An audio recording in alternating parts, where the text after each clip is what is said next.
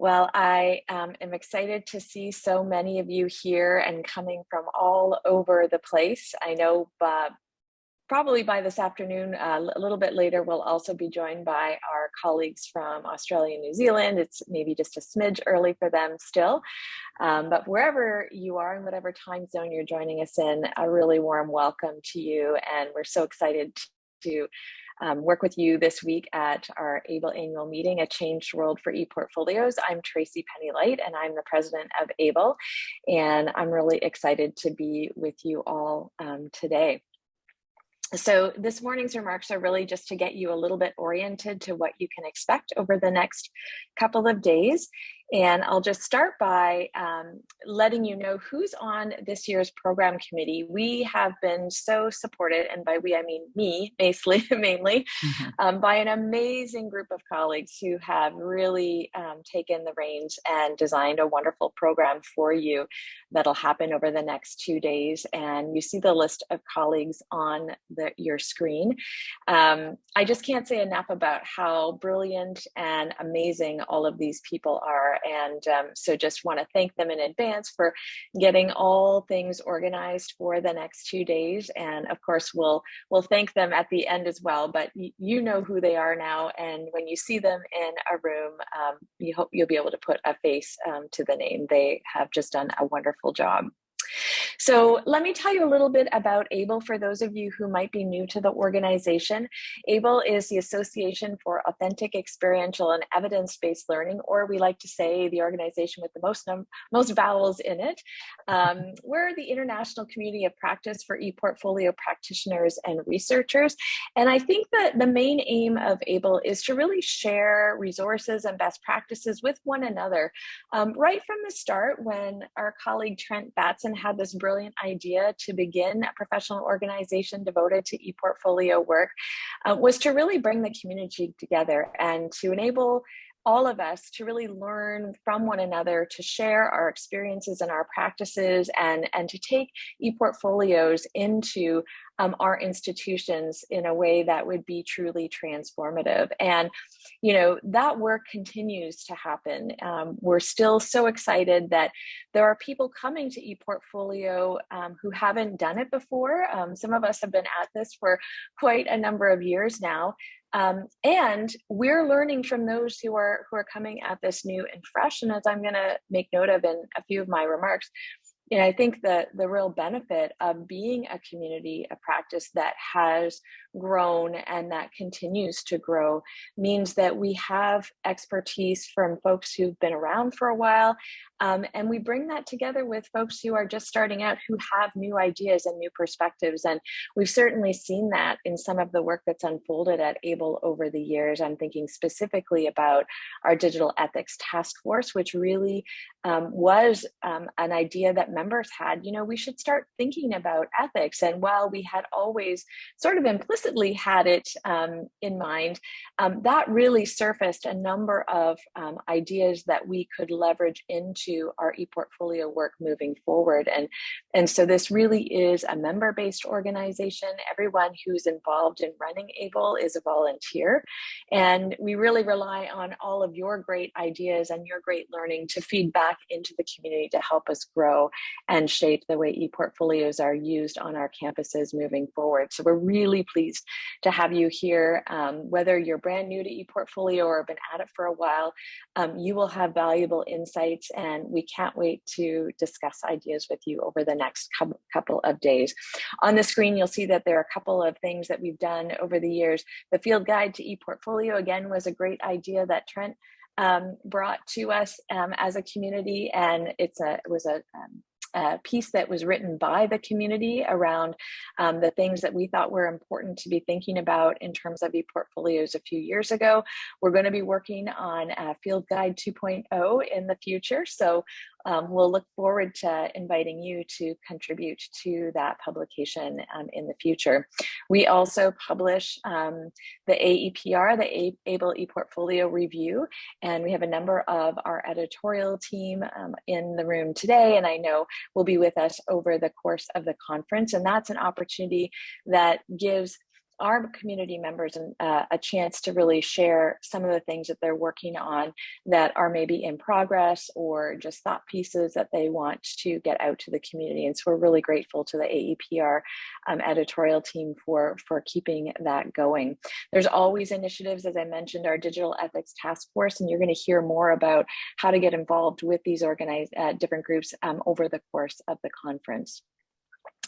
One of the key groups that we've partnered with right from the beginning of ABLE is the AAC&U, the American Association of Colleges and Universities. And we've been really grateful to partner with AAC&U for many years, and more recently on the ePortfolio Institute. And this is the second year of the Institute. This is a year-long experience for schools who want to come and think about how to implement ePortfolios on their campuses.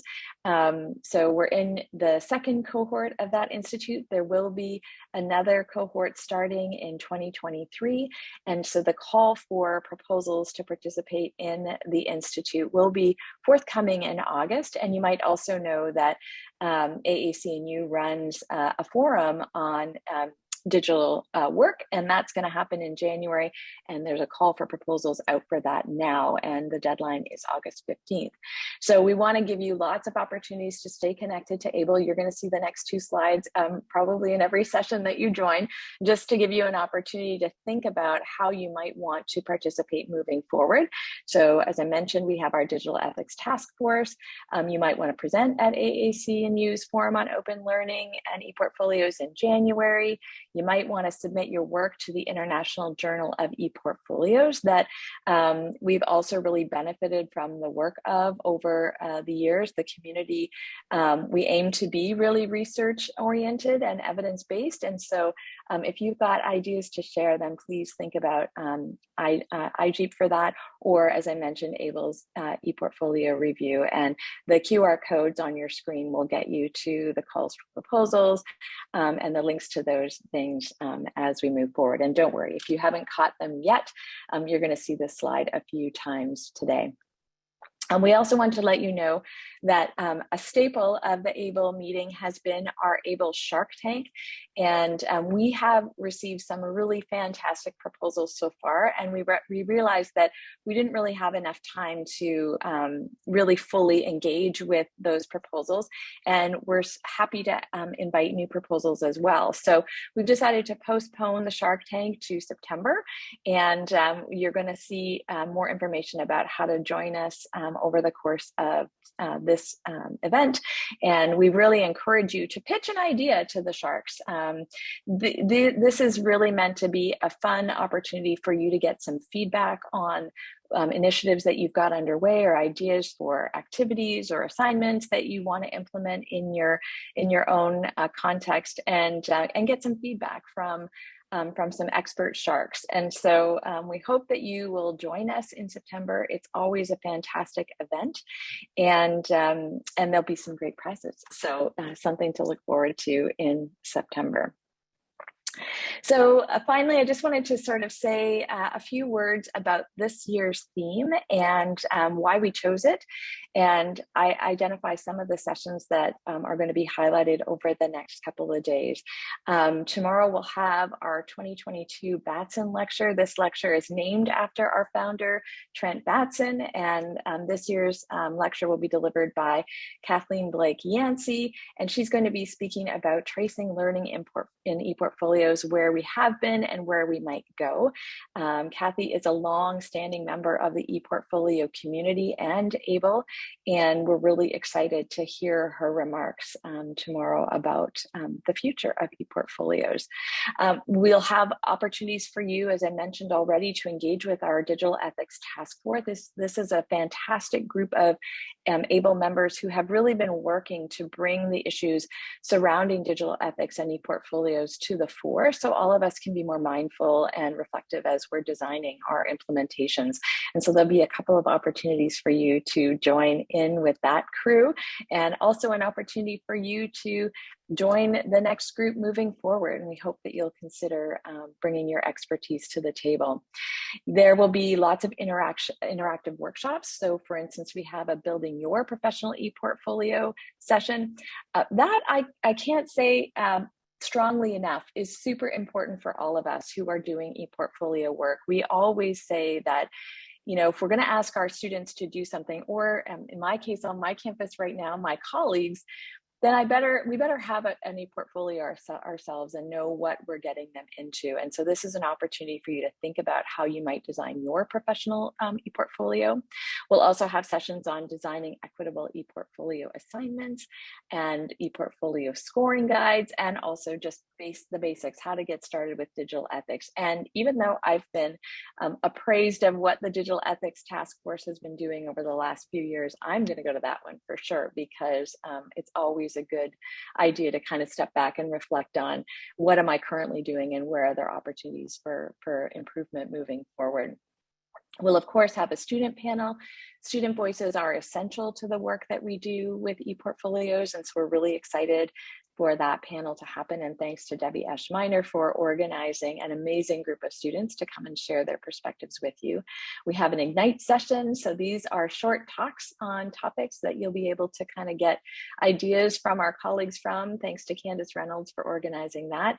And then finally, I'll be hosting a Reflect and Network session. Some of you who already know me know that I am also a yoga teacher beyond being an educator, and I'm excited to spend a little time with you reflecting on what you're getting out of the conference, thinking about how we can be really balanced in the work that we do, both for ourselves personally and professionally, and of course, all of the stakeholders we engage. And it'll also be an opportunity, and primarily an opportunity, for you to network with one another. One of the things that we were most sad about for this year is that we were really hoping to be back in person.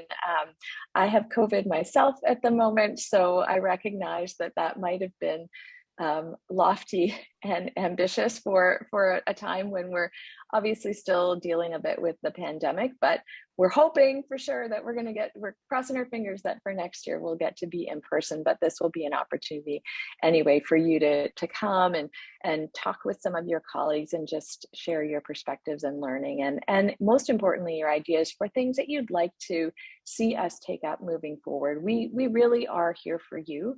We want to help you make the most out of ePortfolios on your campuses. And so we'd love to hear from you. And this is something we always build into our conferences so that we get your perspectives and can hear the things that are top of mind for you and that you'd like to know more about. So finally, I just wanted to share my own reflections on this particular theme, a changed world for ePortfolios, opportunities for design justice, effective implementation, and assessment. Some of you might know that design justice is a term that was coined by Sasha Costanza-Chock in their 2020 book, Design Justice, Community-Led Practices to Build the Worlds We Need. And design justice is really, according to Costanza-Chock, an approach to design that is led by marginalized communities and that aims explicitly to challenge rather than reproduce structural inequalities. The goal of design justice is to more equitably distribute the benefits and burdens of design.